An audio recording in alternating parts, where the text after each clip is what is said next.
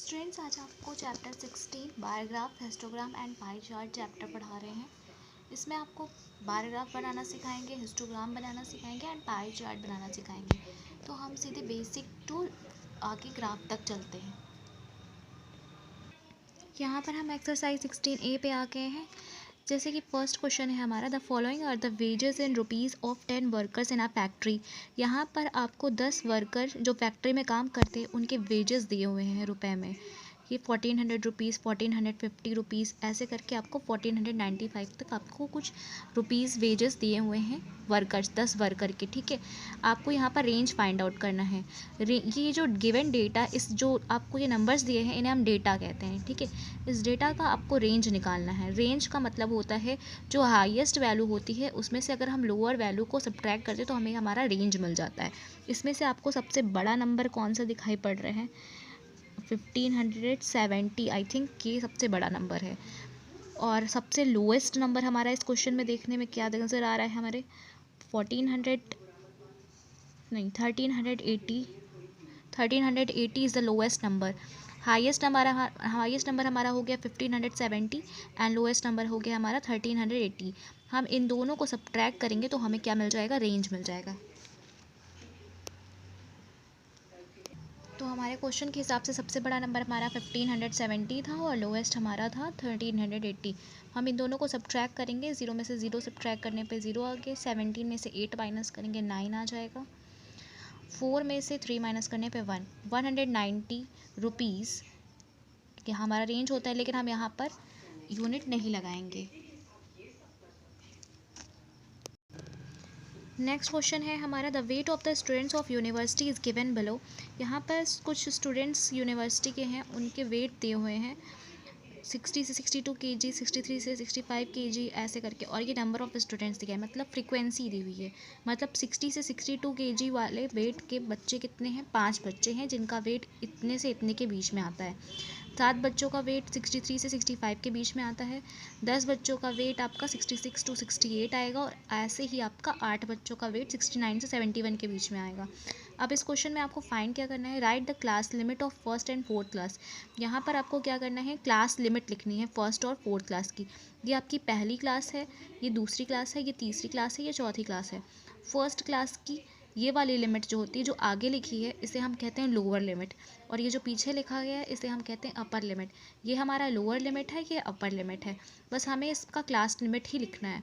मतलब ये first limit जो है, ये मतलब 60 जो है वो आपका लोअर लिमिट हो जाएगा फर्स्ट क्लास का। और ये क्या हो गया? 62, ये आपका अपर लिमिट हो गया फर्स्ट क्लास का। उसी तरीके से फोर्थ क्लास का फाइंड आउट करना है। तो 69 will be the lower limit and 71 will be the upper limit of this class. So हम लिख लेंगे क्वेश्चन नंबर 2 में हमारा lower limit of first class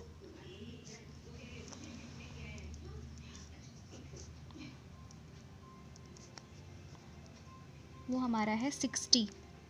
उसी तरीके से इसी का अपर लिमिट लिख लेंगे। अपर limit of first class is 62। उसी तरीके से हम फोर्थ क्लास का भी निकाल लेंगे, जो कि इसमें फोर्थ क्लास का लोअर लिमिट हमारा 69 था और इसका है 71 अपर लिमिट। नाउ अब हमारा क्वेश्चन नंबर 3 है, construct the frequency table for each of the following. यहाँ पर हमें फ्रीक्वेंसी टेबल बनानी है। ये आपको कुछ डाटा दिया हो गया है, मतलब कुछ नंबर्स दिए गए हैं, इस नंबर को देख करके हमें फ्रीक्वेंसी टेबल बनानी है। तो सबसे पहले साइड में हम लिखेंगे क्लास, फिर या फिर डाटा लिख सकते हैं या फिर क्लास लिख सकते हैं, और एक साइड लिखेंगे हम फ्रीक्वेंसी। फ्रीक्वेंसी का मतलब ये होता है कि कोई भी नंबर कितनी बार आया हुआ है। जैसे कि अगर हम 4 लिख रहे हैं क्लास में, तो 4 हमारा कितनी बार आया हुआ है वो फ्रीक्वेंसी हो जाएगी उसकी। जैसे यहाँ पर 1 बार, 2 बार, 3 बार, 4, 5, 6, तो हमारे 6 टाइम्स यहाँ पर 4 आए हुए हैं। तो 6 क्या हो गया? यहाँ पे इसकी फ्रीक्वेंसी हो गई 4 की। हम यहाँ पर टेबल कैसे बनाएंगे? सबसे पहले एक साइड लिखेंगे क्लास और एक साइड लिखेंगे हम अपनी फ्रीक्वेंसी। अब सबसे पहले हम यहाँ पर देख लेते हैं सबसे छोटा नंबर हमारे क्वेश्चन के अकॉर्डिंग क्या है। सबसे छोटा नंबर हमारे क्वेश्चन के अकॉर्डिंग है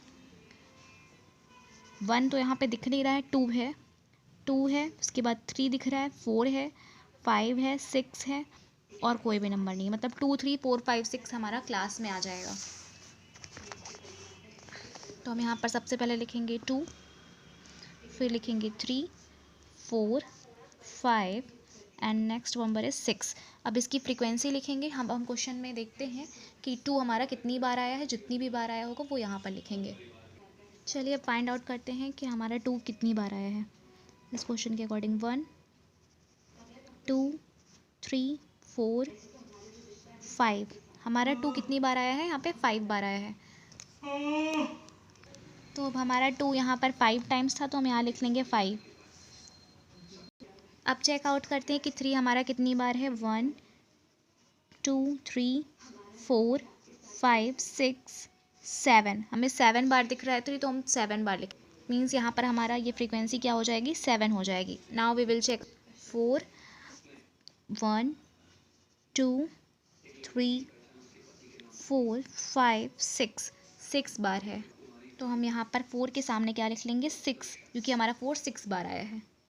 अब हम चेक करते हैं 5 को।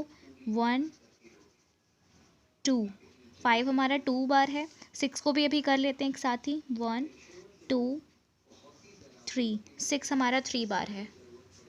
5 हमारा 2 बार था, तो हम यहाँ पर 2 लिखेंगे, और ये 6 हमारा 3 बार था, तो हम यहाँ पर 3 लिखेंगे। ये क्वेश्चन आपका कंप्लीट हो गया। मतलब यहाँ पर 6 क्या है, इसका है। 6 3 बार आया है, 5 2 बार आया है, 4 6 बार आया है, 3 7 बार आया है। उसी तरीके से 2 हमारा कितनी बार आया है, 5 बार आया है।